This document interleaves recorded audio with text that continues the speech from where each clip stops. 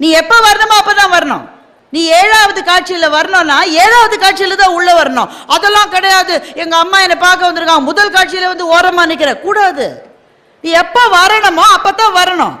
உன்னுடைய காட்சி எப்போது முடிகிறதோ வெளியில போடும். ஷேக்ஸ்பியர் அதைத்தான் சொல்றார். Everybody has their own entry and exit.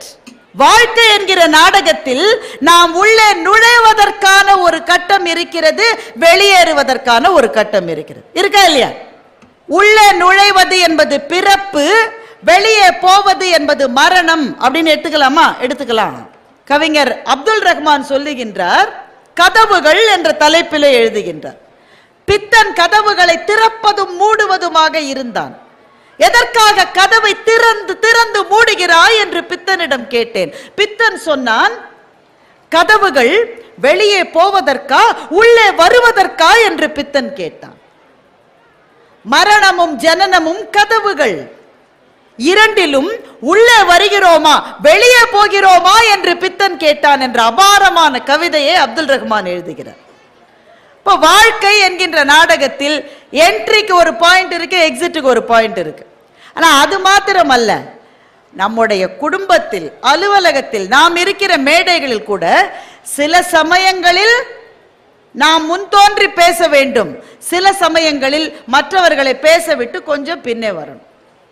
எப்ப முன்னாடி வரணும் எப்ப பின்னாடி வரணும்ன்றது நமக்கு தெரிஞ்சிருக்கணும். வீட்டில் புது மருமகள் வந்தாள் என்றால்,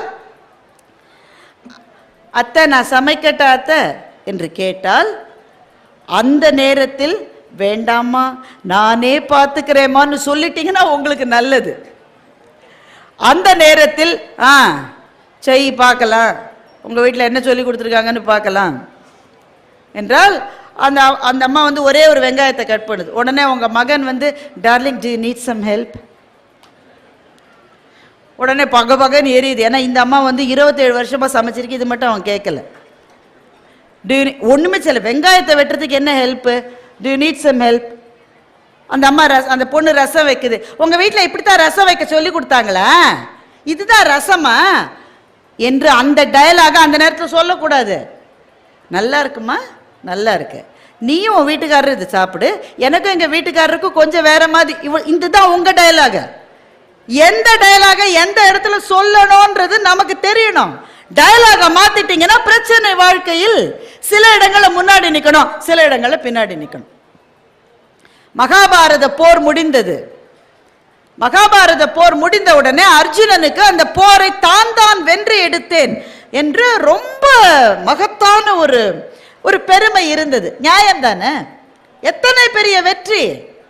கண்ணன் வந்து அர்ஜுனன் கேட்கிறாராம், அர்ஜுனா என்னுடைய யாதவ குலத்தை சேர்ந்தவங்கெல்லாம் பாவம் வந்திருக்காங்க என்னை பார்க்கறதுக்கு, இப்போ அவங்கள திரும்பி போகணும், போற வழியில திருடர் பயம் இருக்கிறது, நீ அவங்கள போய் பத்திரமா கொண்டு விட்டுட்டு வந்துடுறியா என்று கண்ணன் கேட்கிறான். அர்ஜுனன் சொல்றான், இந்த வேலைக்கெல்லாம் நான் தான் போடுமா? நான் மகாபாரத போரையே ஜெயித்தவன் அல்லவா, சாதாரண திருடர்களை ஜெயிக்கிறதுக்கு என்னதான் நீங்க அனுப்பணுமா என்று அர்ஜுனன் கேட்கிறான். கண்ணன் வந்து, நீ கொஞ்சம் போனா எனக்கு தைரியமா இருக்கும்பா, சரி சரி போறேன்னு போறான். அங்கே திருடர்கள் வருகிறார்கள். அர்ஜுனன் தன்னுடைய காண்டீபத்தை எடுத்தான், வில்லை அடித்தான். ஒரு வில்லு கூட திருடர்கள் மேல போய் விழல. மகாபாரத போரை ஜெயித்த கை அந்த கை. ஆனால் ஒரு வில் கூட, ஒரு அம்பு கூட நினைத்தபடி திருடர்கள் மீது போய் விழவில்லை. அப்ப கண்ணன் வந்தான். கண்ணனே வந்து திருடர்களை விரட்டி அனுப்பினான். அர்ஜுனன் கேட்டான், கண்ணா என்ன ஆயிற்று என்னுடைய கைக்கு? இது மகாபாரத போரை ஜெயித்த கை, ஆனால் என்னுடைய ஒரு அம்பு கூட இலக்கை தொடவில்லையே, எனக்கு என்ன ஆயிற்று? என் திறமைக்கு என்ன ஆயிற்று? கண்ணன் சொன்னான், உன்னுடைய திறமை என்பது உன்னிலிருந்து வருவது அல்ல, அது உனக்கு கொடுக்கப்பட்டது.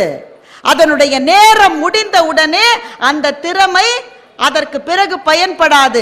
அர்ஜுனா, நீ ஒரு கருவி மாத்திரமே என்று தெரிந்து கொள் என்று கண்ணன் சொன்னதாக ஒரு மகாபாரத கதை இருக்கிறது. அப்போ வாழ்க்கையில ஒவ்வொருவருக்கான நேரமும் வரும், ஒவ்வொருவருக்கான நேரமும் வரும்.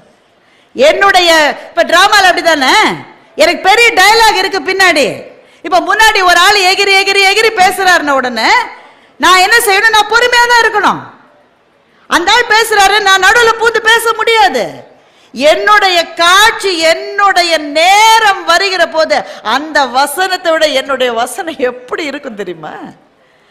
வீரபாண்டிய கட்டபொம்மன் படம் பார்த்திருக்கீங்களா?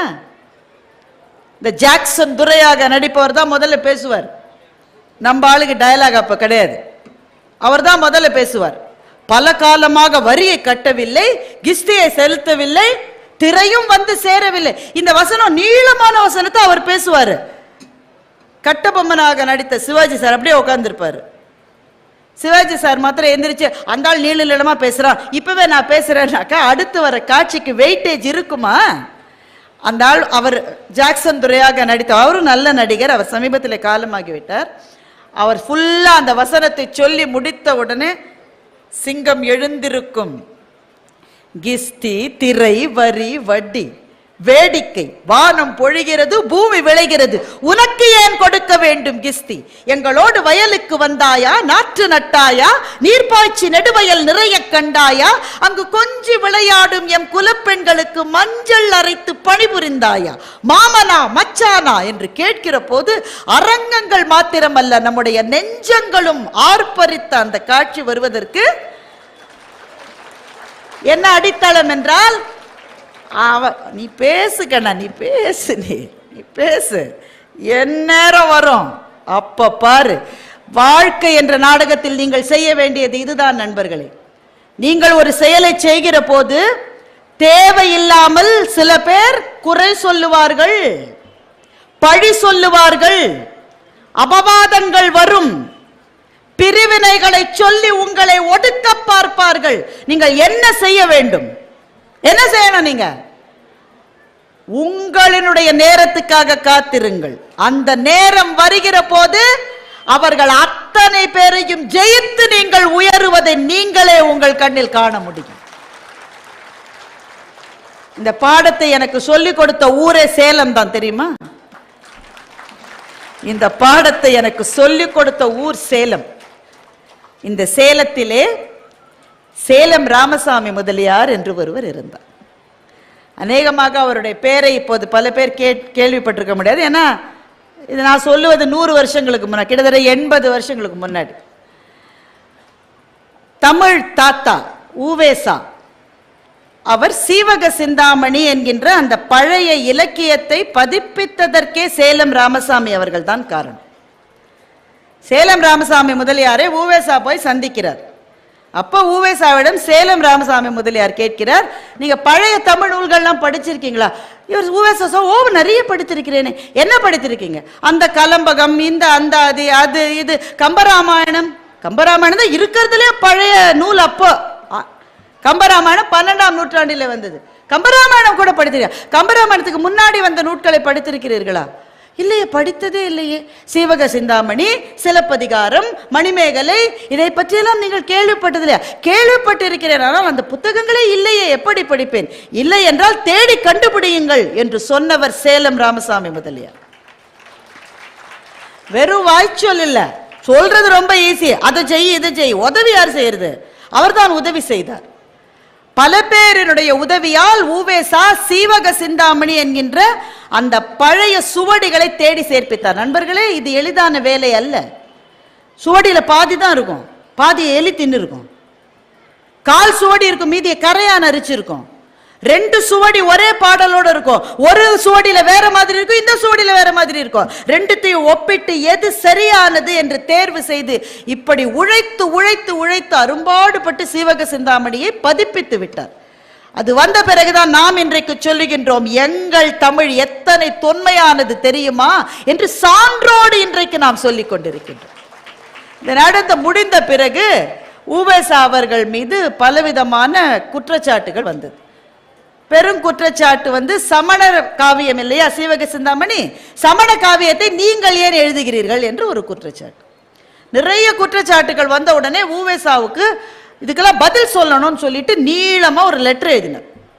பெரிய கடிதம் ஒன்று, ஒவ்வொரு பாயிண்ட்டுக்கும் பதில் எழுதி எழுதி ஒரு 20 பக்கம் பதில் எழுதிட்டு ராமசாமி முதலியார் அவர்களை போய் சந்தித்து, இந்த மறுப்பை நான் கொடுக்க போகிறேன், நீங்க ஒரு தடவை படிச்சு பார்த்துருங்க, இந்த மறுப்பு சரியானதானே. அவர் முழுக்க படிச்சு பார்த்தாரு, ஃபுல்லா கிழிச்சு குப்பை தொட்டில் போட்டார். இப்ப மாதிரியா கம்ப்யூட்டர்ல இன்னொரு காப்பி எடுக்கலான்றதுக்கு கஷ்டப்பட்டு எழுதியிருக்காரு சார். என்னங்க கிழிச்சு போட்டுட்டீங்க? 20 பக்கம் நான் கஷ்டப்பட்டு மறுப்பு எழுதியிருக்கேன். உன் வேலை மறுப்பு சொல்லுவதல்ல. யாராவது உன் வேலையில் நீ உன் மனதையும் உன் ஆன்மாவையும் செலுத்தி ஒரு வேலையை செய்கிற போது 8 பேர் பாராட்டினார்கள் என்றால் ஒருவர் பொறாமைப்படுவார். பொறாமைப்படுகிறவர் தப்பு சொல்லுவார். அவருக்கு என்ன பதில் தெரியுமா? மறுப்பு எழுதுவதல்ல, இதைவிட அதிக உயரங்களுக்கு நீ செல்வது ஒன்று மாத்திரம்தான் இதற்கான பதில். பெருமக்களே, இது ஒரு பெரிய வாழ்க்கை பாடம், பெரிய வாழ்க்கை பாடம். ஏனென்றால் நீங்க எவ்வளவுதான் நன்மை தேடி செய்தாலும் குறை சொல்றதுக்குன்னே 2 பேர் வந்து நிற்போம். உண்டா இல்லையா சொல்லுங்க? உங்களுடைய உறவுக்காரர்களே இருப்பாங்க. உறவுகள் ரொம்ப பெருசு, நான் குறைச்சு சொல்ல வரல.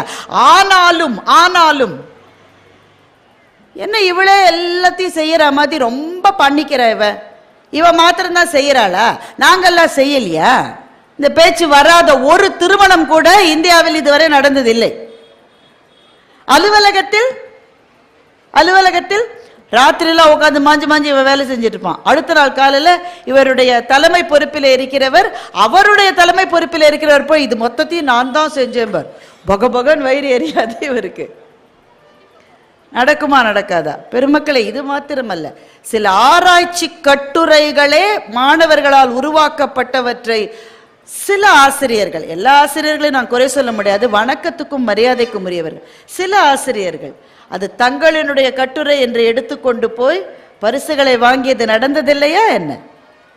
அப்போ பிரச்சனைகள் வரும், குறை சொல்லுவார்கள், இது சரியில்லைம்பாங்க. அப்ப மனசு வலிக்காதா, அழாதா என்றால் அழக்கூடாது.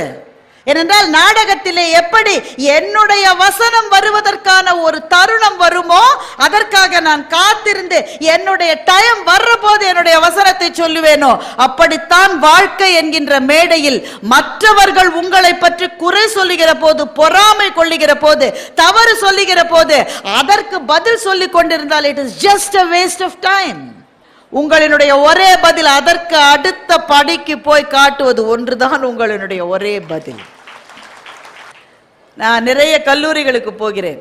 இன்றைக்கு கல்லூரி மாணவர்களுக்கு அவர்களுக்கு நடுவில் இருக்கிற சூசைட் ரேட் ரொம்ப அதிகம்னு ஆராய்ச்சி கட்டுரை சொல்லுகிறது. மனம் வலிக்கிறது. நம்ம குழந்தைகள் தானே, நம்ம பிள்ளைகள் தானே, அது மனம் வலிக்கிறது. எதுக்காகடா சூசைட் பண்ணி பைக் வாங்கி கொடுக்கலன்னு சூசைட் பண்ணிருக்கோம். நாங்கள்லாம் நடந்து தான் சார் ஸ்கூலுக்கு போனோம், நடந்து தான் போனோம்.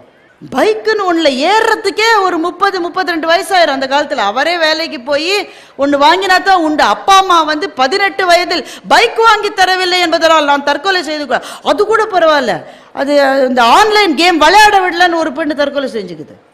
என்ன காரணம்? நம்ம யோசிச்சிருக்கோமா? அந்த பிள்ளைகள் மீது தவற? நம்ம பிள்ளைங்க தானே, நம்ம ரத்தம் தானே. என்னடா ஆச்சு உனக்கு? ஒரு பெண்ணு அவனை காதலிக்கிறேன்னு சொன்னாலாமா, கொஞ்ச நாள் கழிச்சு உன்னை எனக்கு பிடிக்கலன்ட்டாலாமா, அவ்வளோதான் தற்கொலை. பெண்களும் அதே மாதிரி தான். அவன் காதலிக்கிறேன்னு சொன்னா, ஆசை வார்த்தை காட்டினான், நம்பினா, அவன் பின்னாடி போனா, அவன் வேற ஒரு பெண்ணை பார்க்கிறான். எனக்கு வாழ பிடிக்கல. இந்த குழந்தைகளுக்கு நான் சொல்ல விரும்புவது ஒன்றே ஒன்றுதான், வாழ்க்கை என்பது மகத்தானது நண்பர்களே. வாழ்க்கை என்பது மகத்தானது, மிக மிக விரிவுகளும் சுழிவுகளும் கொண்டது. முதல் கட்டத்திலே எப்படி வெறுத்து போகும்? ஒரு don't judge a book by its cover என்று ஆங்கிலத்திலே ஒரு சொலவடை இருக்கிறது. இந்த புத்தகத்தினுடைய முதல் பக்கத்தை பார்த்தேன், எனக்கு பிடிக்கலன்னு போட்டுட்டு போயிடாதீங்க, தொடர்ந்து படியுங்கள், உங்களுக்கான சுரங்கம் அங்கே எங்கேயோ காத்து கொண்டிருக்கிறது அல்லவா? வாழ்க்கையின் முதல் கட்டத்தில் இருக்க ஒரு பொண்ணு தூண் துப்பிட்டா என்ன, ரொம்ப மனசுக்குள்ள நீ என்ன நினைச்சுக்கணும், இந்த பொண்ணுக்கு அதிர்ஷ்டம் இல்ல, இதை விட அதிர்ஷ்டம் உள்ள பெண்ணு என்னை நாளை கணவனாக தேர்ந்தெடுப்பாள் அல்லவா நீ நினைத்துக் கொள்ள வேண்டும்.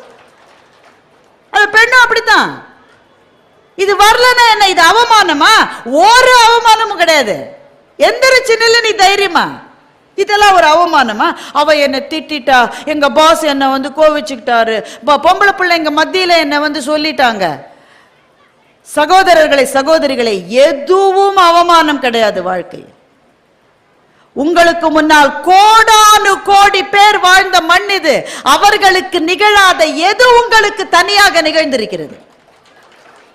எந்த அவமானமும் களிமண் அல்ல.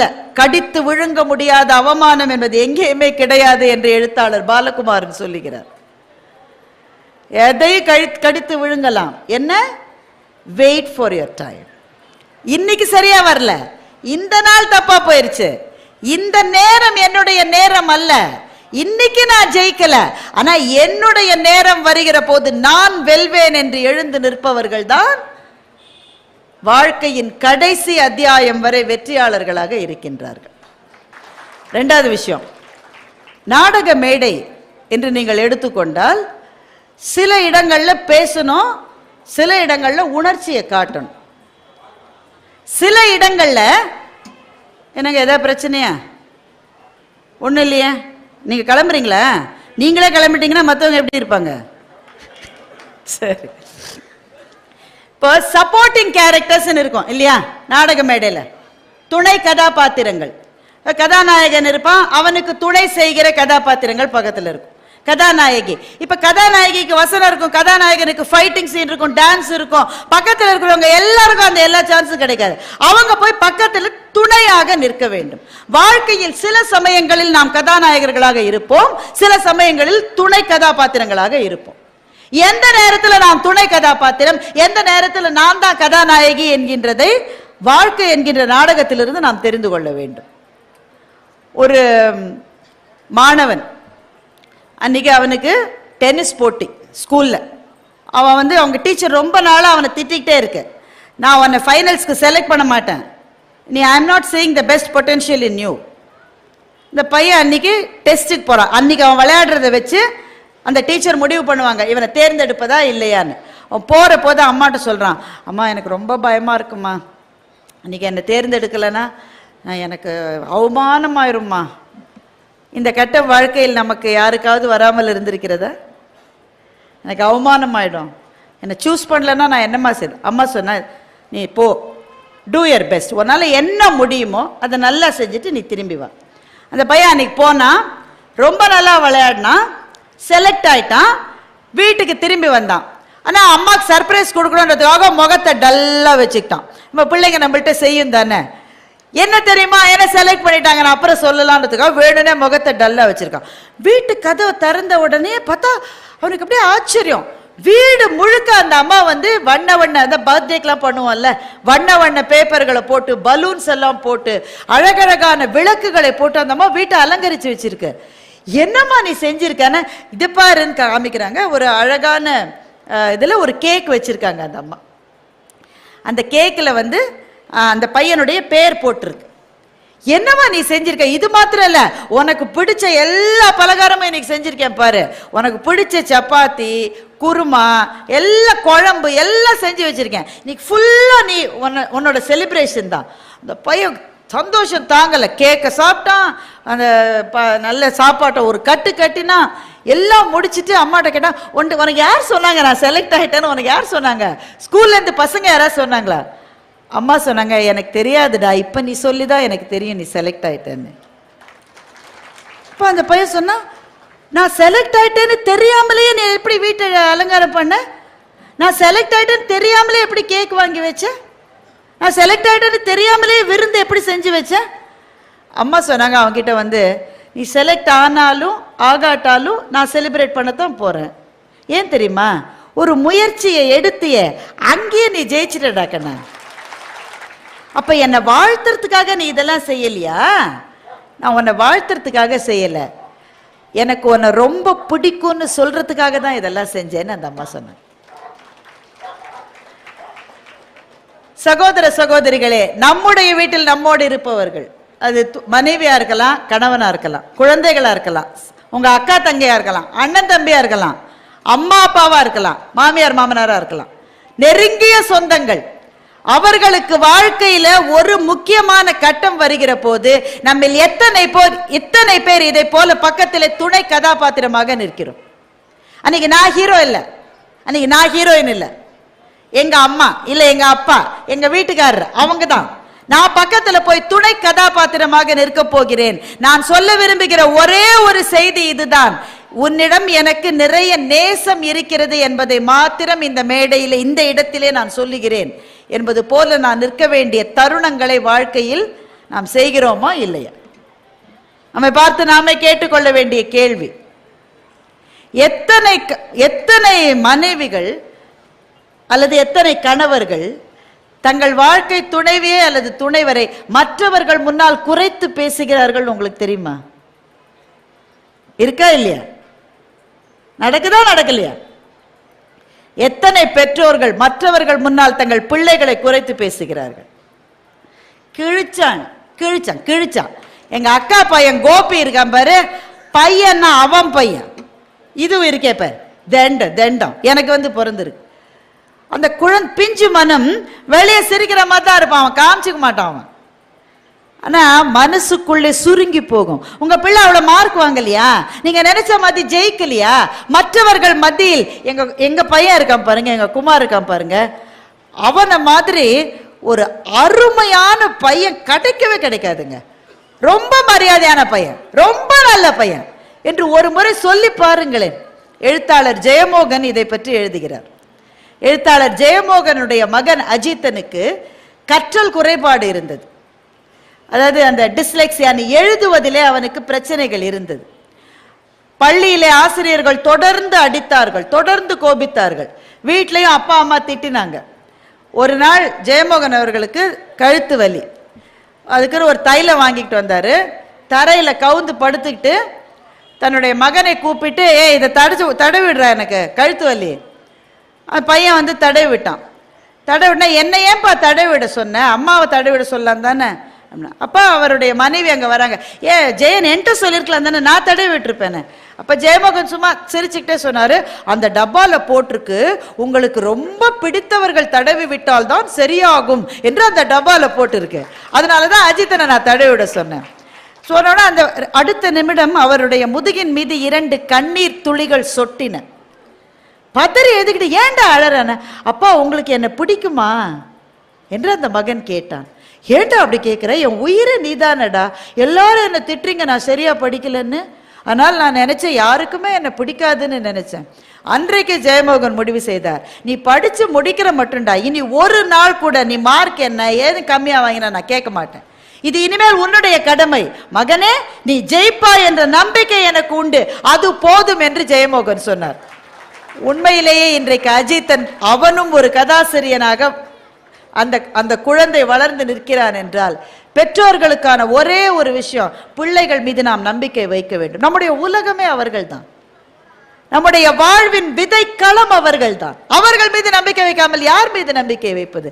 நம்பிக்கை இல்லாம மனசுல பயம் இருந்தா கூட அவங்க கண்களை பார்த்து, நீ ஒன்னால முடியும், நீ நல்ல பையன், நீ எந்த தப்பு செய்ய மாட்ட என்று சொல்லி பாருங்கள், அவர்களினுடைய வாழ்க்கையை அவர்களே சீரமைத்துக் கொள்ளுவார்கள்.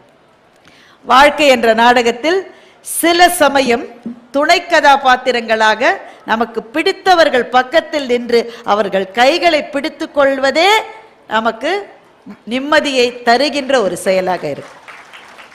நிறைய ஆண்கள் இருக்கீங்க, உங்களுடைய மனைவிகளை நீங்கள் திருமணம் செய்து கொண்ட புதிதில் அல்லது திருமணத்துக்கு முன்னால் அவங்கள பார்க்கணும்னு எப்படிலாம் துடிச்சிருப்பீங்க. இப்பனா பிள்ளைகளுக்கு ஒரு கஷ்டமும் இல்லை, ஏன்னா நிச்சயதார்த்தம் ஆன உடனே கேன்சல் பண்ணிடுது. நிச்சயதார்த்தம் ஆன உடனே, கல்யாணம் ஆகி டைவர்ஸ் ஆகிறது வேற விஷயம், நிச்சயதார்த்தம் ஆன உடனே கேன்சல் பண்ணிடுது. ஏம்மானா அவரோட நான் 12 நாள் பேசினேன், அந்த ஆள் எதுக்குமே லாய்க்கு இல்லைங்க. திருமணமாய் 10 வருஷம் பேச வேண்டியதை திருமணத்துக்கு முன்னாடி 12 நாள் எல்லாம் பேசிருச்சு, அது எதுக்குமே லாய்க்கலன்னு சொல்லுது. அது அல்ல, நமக்கு அந்த வாய்ப்பெல்லாம் கிடையாது இல்ல. அப்ப எவ்வளவு ஆர்வம் இருந்திருக்கும். ஒரு வார்த்தை பேச மாட்டாளா, ஒரு வார்த்தை சொல்லு பிள்ளை, ஒரு வார்த்தை சொல்லு பிள்ளை, எல்லாரும் பாக்குறாங்க, இப்போ ஒண்ணு சொல்லாதீங்க. இப்படிதானே அன்றைக்கு இருந்தது திருமணமான புதிதில், அந்த உறவு இப்படிதானே இருந்தது. பேசு பேசு பேசு பேசுன்னு கெஞ்சின மனைவி திருமணமாயி ஒரு 15 வருஷம் ஆச்சுன்னு வைங்க, தாயே நீ கொஞ்சம் வாய மூடுறிய, இந்த பாரு உங்க அம்மா ஆரம்பிச்சுட்டா இனிமே இந்த வீட்டில் யாருமே பேச முடியாது. நான் கேட்டேன், ஏன் சார் பேசு பேசு பேசு அன்னைக்கு சொன்னீங்களா, அது என்ன ஆச்சு? அது அப்போ, அது போன வாரம் வடிவேல் சொல்வார். அது அப்போ அப்போ அந்த திருமணமான அந்த மாப்பிள்ளை உட்கார்ந்துருப்பாரு, சும்மா பேப்பர் படிக்கிற மாதிரி ஒரு பாவனை. அந்த திருமணம் அப்பதான் முடிச்சு அந்த பெண்ணு பின்னாடி நடந்து போகும், அதோடைய கொலுசு சத்தம் அவரோட காதுல கேட்கும். அதுவே ஒரு பரவசமா இருக்கும். இப்போ திருமணமாகி 12-13 வருஷம் ஆச்சு, 15 வருஷம் ஆச்சு. அந்த அம்மா இப்போவும் கொலுசு போட்டிருக்கு. அந்த சத்தத்தை கேட்ட ஞாபகமாவது இருக்கா உங்களுக்கு? இந்த 2 வளையல் போடுற போது, சமையல் உள்ள வேலை செய்யற போது 2 வளையலும் ஒன்றோடு ஒன்று மோதிக்கொள்ளும், சில்லிங் சில்லிங் சில்லிங்னு. அந்த சத்தமே பரவசமாக இருந்த காலம். இப்போ கணவர்களை மாத்திரம் நான் கேட்கல, மனைவிகளையும் சேர்த்து தான் கேட்கிறேன். அவர் தெருவிலே வருகிற போது செருப்பு சத்தத்தை வைத்து அவர்தான் வருகிறார் என்று தெரிந்து கொண்டு வாசலுக்கு ஓடி வந்த காலங்கள் இப்போது எங்கே போயிற்று? வரும் வரும், வந்தா இங்க வராம எங்க போகுது?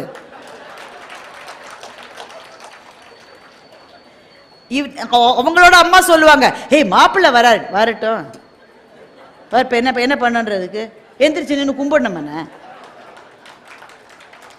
அப்ப இந்த 2 பேருக்கு நடுவில் அன்பு இல்லையா? நீங்க சொல்லுங்க, அன்பு இல்லையா? அன்பு இல்லையா? என்ன இருக்கு? நம்ம என்ன நினைக்கிறோம், அவதானே இப்ப சொல்லி என்னத்த ஆக போகுது. இந்த அம்மா நினைக்குது, ஆமா ஆமா சொல்லி காலெல்லாம் முடிஞ்சு போச்சு, பாத்துக்கல, அப்புறம் வேலை இருக்கு, அடுப்புல குழம்பு கொதிக்குது, பிள்ளைங்களுக்கு செய்ய வேண்டியது இருக்கு. ஒன்றை மாத்திரம் நான் உங்களுக்கு சொல்லுகிறேன், கடைசி வரை கைப்பிடித்து நம்மோடு வருவது வாழ்க்கை துணையாக இருக்கிற அந்த நபர் மாத்திரம்தான்.